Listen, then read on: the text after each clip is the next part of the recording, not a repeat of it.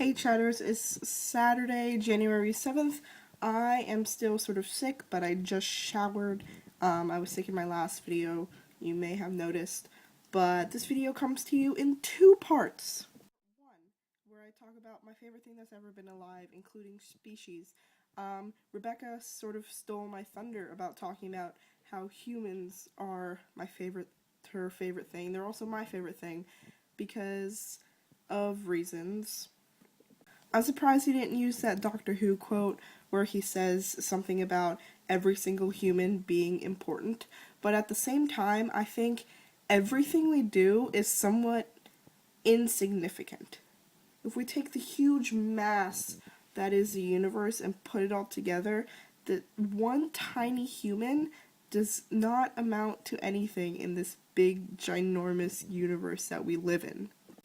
But that doesn't mean you shouldn't wake up in the morning, or that doesn't mean you shouldn't go have breakfast, and that it definitely doesn't mean that you shouldn't go and live your dream as a doctor. It just means that you're a small speck in a big picture. It means that everything that we do matters, no matter how small it is. Like, we do things because we're so human, and it's so awesome that we're able to do these things. And I mean, in a much nerd fighter sense, if you donate $1 to a charity, that's only $1. That charity is only getting $1. But if 100,000 people don't donate $1 to a charity, that charity is getting $100,000 from 100,000 different people, and that's one way a very insignificant action has a very significant reaction. And it's also amazing how, especially in literature, because I love literature so much, that we create these fictional characters and these fictional ideas to better understand our condition, our own human condition, that yes, we're alive and we feel things and things happen, and even though it's all fictional, it still reflects on us.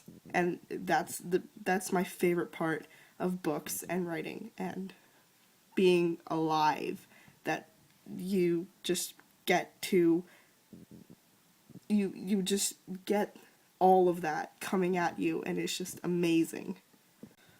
Sometimes it's just too much awesome for my head to handle. Now, on to part 2.